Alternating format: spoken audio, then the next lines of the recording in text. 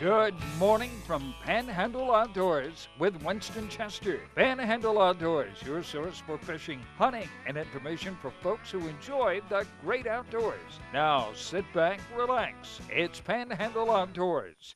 Good morning, folks. Welcome to Panhandle Outdoors. I'm Winston Chester. I'm glad you're here this Monday morning. We love Monday mornings on Panhandle Outdoors because we know we're starting the week off with some great outdoor news. They got a big week planned for us and all kind of stuff going on. So, usually we talk a lot about saltwater stuff. Today we have some folks in the studio. We're going to talk about some freshwater fishing and some really interesting stuff you're going to enjoy.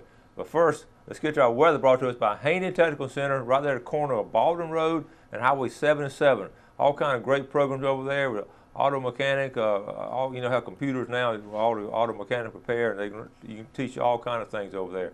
Also, they're even doing some aviation mechanics over there, which is a great program. So check those out. Now, high today is going to be 90 and low tonight 71, and our Gulf water temperature remains at 85 degrees. So the Gulf's in good shape. I've been hearing some good reports on king mackerel, and I'll have some pictures tomorrow to show you some of the good weekend activities we had. But first, let's take a look at our Monday moon forecast. Every Monday, I look at what the moon's going to be doing all week. It's a big deal, and it is a big deal this week because we're looking, today is Monday, September the 16th. That's that third Monday right down there. And the moon, we're going to have that full moon on the 19th. They're going to call it a harvest moon, okay? And we'll talk more about that later, but that's a really big and important moon. All right? Now, a tide chart brought to us by Kent Forest Lawn Funeral Home and Cemetery. Their motto over there at Kent Forest Lawn, right down the road from the studio here on 23rd Street, their motto is when caring counts. Good folks over there, and when you're in a situation where you need them, give them a call and run by and visit with them, and good folks there. Looking at our tide chart today, and we're going to have a high tide this morning at 7:41, and we've got good tides today and tomorrow, but I'm not going to say much about the rest of the week, but let's just look at today. The low tide is going to be tonight at 5:18, so we have a outgoing tide most of the day, and then tomorrow's going to be some good tides, but we're going to hit some neap tides Wednesday and Thursday, but it's going to pick back up a little bit for the weekend. All right, that's going to take care of where the marine forecast. We're looking at east-northeast about 7 miles per hour. All right, we're going to take our break now and come back with our special guest.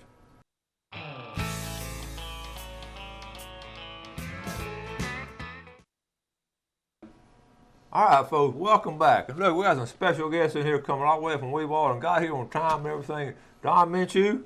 Glad to be here. Good morning. Kenny Price. Good to be here. Big Ten. Yep. They call it Big Ten. All right, look, we're glad to have y'all. We really are. And you've been on the show. We did this Florida Catfish Classic. That's correct. And that's a big deal. And I follow it. I don't always get to go down to it, but I know. Let's tell the folks a little bit about the history of the Florida Catfish Classic. This will be the 15th year that we've held the Florida Catfish Classic in Weewater, Florida. We have the economy's kind of hit us a little hard. We've had as high as 355 fishermen in the Classic. The last couple of years, it's been down around 150. Wow, that's still a lot. But we've had some real good seasons. It's just like any other fishing. Mm-hmm. One year, a 39-pound fish was a fifth place fish. Mm-hmm. First was like 43, 44. Now it comes and goes. One tournament you'll have all the fish in the high 30s or low 40s. Mm-hmm. Next you may have a 26-pound fish that wins it. Mm-hmm. But it's been going on, and all the money goes back to charitable. We've given several thousands of dollars, like $16,000, $18,000 in scholarships off the tournament, and Search and Rescue has actually uses another fundraiser for our scholarship fund now, and this tournament will help us maintain and keep our equipment going for search and rescue efforts. Yeah, I know it's always a good cause and all, and like I say, y'all been real successful, and I followed it closely, and a lot of folks out there don't realize they're thinking about these big old little channel cats and all. But tell them what kind of catfish we're catching. Well, if you win the tournament, you're probably going to catch a 42 to 46 inch long catfish. Like I said, in a normal year, 35, 36 pound fish. Well, it's a flathead. It's flathead catfish. He's a non-native species to Florida. However, this year it's all catfish. Okay. In the past, we've had a channel cat and blue cat in one division and flatheads in another. We've kind of bumped the purse up: 2,500 first place prize, 1,500 second place, 1,000 third, 750 fourth, and 500 fifth. Good deal. But it'll be what's happened. Our blue cats have got over up in the 40, 45 pound range in the river. Okay. 15 years ago, there wasn't a sustainable population of blue cats in the river. What do you attribute that to? Floods. Floods, very good. And that's why floods are good for the river system. You know, they'll come back and forth. It's worked for us. Yeah. The flatheads were stocked originally in the Flint River in Georgia. And 94, 88, 94, and 98. Those floods where it actually come over the spillways on Woodruff is when we actually got a population of flatheads into the Apalachicola River. Game and Fish 7 years ago didn't recognize blues as being in the river. Today they realize primarily through these tournaments that there are some big blues and there are a sustainable population. That's good, and we'll have some great pictures coming up next segment. But real quick, tell the folks what kind of, most people that you want to catfish, I know when I was a kid starting to catfish on the river, we used big old earthworms. I don't guess that'll work now in this tournament, would it? Well, it may. Your flatheads are a predator fish. They're not a scavenger like a channel cat, blue cat, or a bullhead. Okay. They're strictly a predator fish. You're going to need, Florida law was changed when these fish really got popular. If you recall, a number of years ago, we couldn't use a live brim for bait. We're allowed to use brim as long as the fisherman catches them himself. Okay. And, you know, what size brim was good bait? 4 or 5 inches? I like a full hand size, well, from a 3 finger up. Okay. You got a picture that we're going to show the later series that it was a 1.25 pound shell cracker that fish bit on.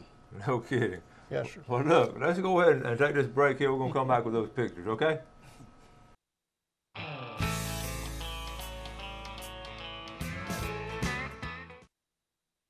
All right, welcome back, folks. Sitting here with Don Minshew and Kenny Big Ten Price from Weehawken, and we're talking about catfishing. And it, now you sort of, Kenny, you learning from the master. You be sort of taking over a little while, or just? Yes, sir. Yeah, that'll be my first year as chairman on the Catfish Classic. Very good. It's gotten so big, and all you just want to train some other people. Well, you know, we all get a little age on us. Tell me about it. And weighing fish for 20 hours in a tournament and preparing for the tournament for 8 hours before you start weighing them, it gets kind of rough when you get to be my age. So we got to get some of these younger people going on it. That's great. That's great. Speaking of younger people, you have a kids division and all, and we're going to look at some of these pictures. Let's see. Tell us. We're going to go one at a time looking at pictures, but I know if people want to come to weigh-in, let's talk about the weigh-in in a minute. Tell us what they can do on the weigh-in.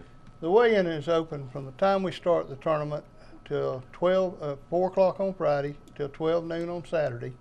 The scales are open. The fish has to be brought in alive. Okay. If he's not brought in alive, he don't weigh. Okay. It's not. There's no penalty. No penalty. You don't weigh a dead fish. Can you look down the river and see some of these guys giving mouth to mouth as they come to the land? Oh man, you'll see them just about in tears trying to drag them along and pump them in the water and do everything they can to. All right, let's take a look at some of these pictures. Don, tell us about this first one here. First one, that's Teresa Hamlin. She won, I believe that's Gaskin Park tournament. She won with that particular fish. You're looking at almost a 40-pound fish right there. Wow. All right. Move on down the line. This is Tiff Thompson out of Georgia. Tiff won second place, I believe it was, with this particular fish.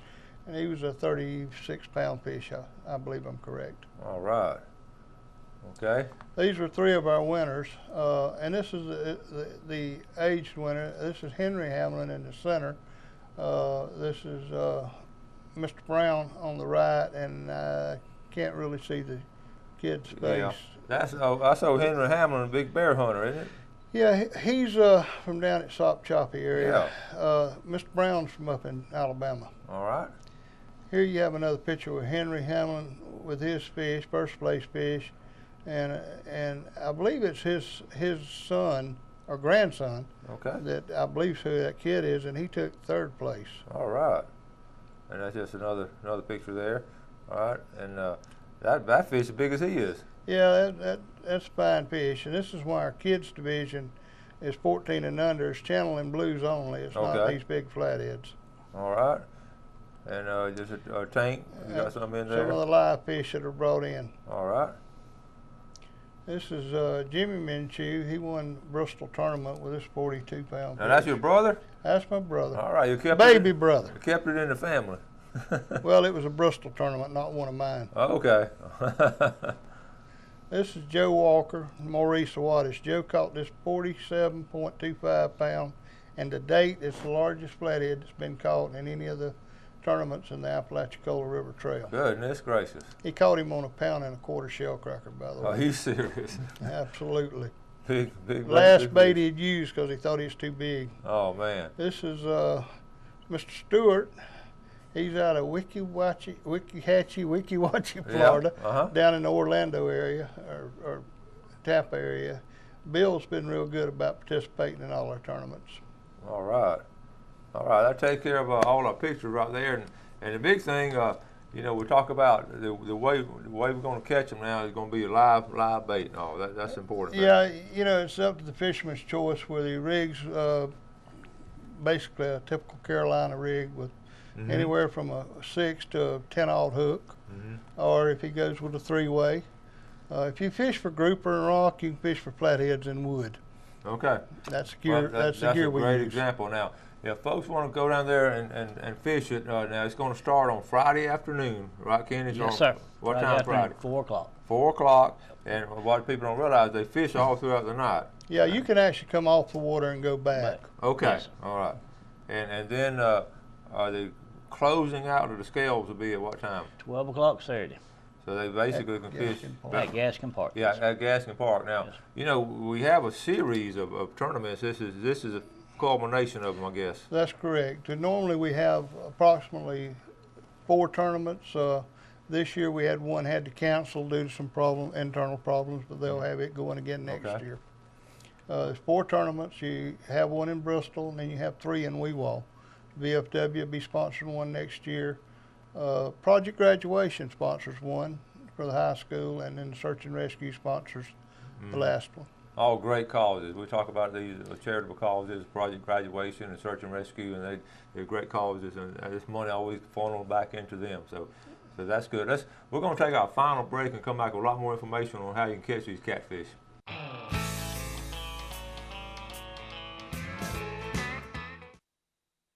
All right, welcome back, folks. Glad you're with us on this Monday morning. Sitting here with Don Minshew and Big Ten. Yep. Big Ten. Okay, so what is going on? We got a big tournament coming on down in Weewall. It's a culmination of this catfish trail. And we're glad y'all came over this morning. A lot of good information and all. But in all our fishing, and in fact, one of our goals on Panhandle Outdoors is always promote kids in the outdoors. And I know y'all do the same thing. We've been promoting them for the last 12 years in this tournament. We have a kids to channel cat division. Okay. Now that anything that weighs freshwater catfish other than a flathead is channel cat according to our definition. Okay. Which is your blues, your bullheads, or your channels actually. Okay. Top prize for the kids is I think $325, $20 entry, but all fishermen must fish out of a boat, and kids must be accompanied by an adult that's entered in the tournament. Okay. And you know, and the kids must wear a life jacket when the boats are moving. Good deal. Listen, we're going to, we're going to show Fish and Game our time for today, but we're talking about it during a commercial break. Y'all believe in this certain time on feeding too. Tell us about that. I kept a log for 7.5 years. Okay. And I kept the feeding charts right out of your hunting magazine. These fish move as close to deer as anything I've ever seen, and I was a big deer hunter for years. They'll move right on your feeding charts, and you'll have some move first dark, first light, but then the rest of them are going to feed on the feeding cycles. Okay, we talk about it all the time, how we believe in it in fish and game. So let's go and look at a day's time right here. This is brought to us by Mark Cowart of Edgewater Beach Realty. If you're fishing a day in that catfish tournament, our time this morning was 10:09 to 12:09, right there around lunch. But tonight at 10:36 to 12:36, and that's very important. Thank you, Mark Cowell, for bringing that to us. That's very important because the guys are going to be fishing tonight, so you're going to have some period of time they're going to turn on right there. That's correct. You know, as you know from your deer hunting, you have your 2 major feeds and your 2 minor feeds. And these fish will turn on during those feeding periods. There's no question about it. Okay, here's something else different about this kind of tournament as compared to, say, a redfish tournament. We're not going to release these catfish. Your flathead and your blue cats are non-native to the state of Florida, and FWC, it's against the rules and regulations to release these fish once you've caught them. Okay. I know a lot of folks, and I've done this before. Gail and I just got up on Saturday morning, just ride down to Weewall and get us a breakfast somewhere and all. And so I know some folks just want to come down there, like I say, to the weigh-in. Like I said, it's going to be an ongoing weigh-in because, you know, they can bring the fish in any time. That's correct. But they can still bring the kids or something. You'll see some of the biggest catfish you've ever seen. And there'll be some around the landing somewhere, right? That's correct. We usually hold some pretty good fish for spectators to look at. It's been brought in over the night, Saturday morning. The tournament is the 27th and 28th of this month. 27th and 28th, and, okay. The actual fishing starts at 4 and ends at 12 noon. 4 on Friday and ends at 12 noon on Saturday. And Saturday we should have some fish in there, either in the tanks and or the coolers for the people to look at. Okay, you're gonna have. I've been down there before, and all. You had some refreshments and hot dogs, different things like that. Y'all. Search and Rescue will be having a concession down at Gaskin Park, which those coming from Panama, if you come down 22 to the red light, turn right and immediately turn left on Lake Grove Road, and you either find the tournament or you run off in the river. That's right. Hopefully you're going to stop before you get to the end. But a great landing down there. Yeah, Gaskin Park it used to be known as the end of the road. End of the road, yeah. Is a good landing. It's in good shape. The Board of County Commissioners actually have worked with us very closely to benefit all fishermen. We got the floating docks in down there. And that was a result. It was kind of a bet that the county commissioner told me if I could get 300 fishermen, they'd put floating docks in. Second tournament, we met the goal, and they were good to their word. They got a FERDAP grant and put the docks in. That's cool. Now listen, I know there's people out there watching this morning. They're thinking about going. They've never really fished hard down that area, but I mean they're freshwater fishermen, and they're thinking about going. What kind of advice, Kenny, would you give a beginning fisherman? Somebody just going, they know how to fish, but they want to fish this tournament. What are some basic things they would do? Well, first thing, you got to get your bait. Okay. Live bait. Live bait. Yep. And like Donnie said, like Carolina rig, you got to get on the bottom, get in the stumps and the trees and all that stuff to get down there where they at, where they live. Let me ask you this, because I remember catfishing with my dad and all, and we always, I have fond memories. Now, do you get right there in the sort of middle of the channel, or do you get up in the mouth of those sloughs, or what's the deal on that? Structure is more important than depth. Yeah. If you're a group of fishermen and fish in rocks, if you'll fish structure with the same rigs you fish for grouper with, same rig, then you're set to catch a flathead. Right. Folks, well, you heard it right here now, because a lot of y'all out there like to fish with snapper and grouper, so you just bring the same rig down there. Yes, sir. You might want to downsize your boat a little bit, but we don't care. We don't care. Okay. We don't care. We've had 36-foot offshore boats fishing before. Well, that's interesting. Well, listen, when do y'all fish yourself? I'm a flathead fisherman. You're a flathead fisherman. Yes. Number one. Well, do you get to fish it, or you? No, sir. It's a big job. I won't fish this tournament for health reasons. Okay. All right. That's why was the new director, so I could fish. Yep. All right. That's good. All right. If, like I say, if a kid wants to fish it with a grown-up and all, is there a minimum age limit, or? 14 and under is a kid's division. Okay. And otherwise, kind of look at, if they got to have Florida fishing license, they got to fish as an adult. Okay. Yeah. Okay. That's the best way to do it. That's a good rule right there. Now, what if they're having trouble? Can they catch a bait? You know, a lot of people go have tournaments and they pre-fish. I know red fishermen, they'll have a tournament on Saturday morning. They'll pre-fish like Wednesday and Thursday. Do y'all have anybody pre-fishing? You can pre-fish. You can catch your bait. You can catch your bait in the river, wild bait, which I personally prefer. You can catch them out of ponds and transport them. Remember that in transporting these fish, you're allowed your creel limit for brim. Okay. Otherwise, if there's one person in the boat, don't have over 50 brim. Oh, yeah.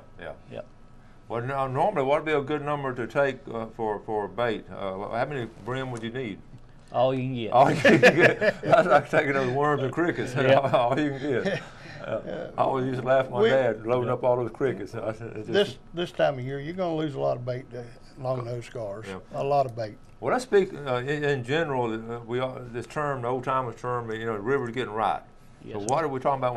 Are we getting close to the river getting right? You gave the reading, or will give the reading Yeah. this morning, and, Yeah. and at 6.5 foot, the river is right. Uh-huh. People last weekend and yesterday have really worked on the brim. All right. I've personally seen about 5 boxes. It was as pretty a boxes of fish as you want to see Wow.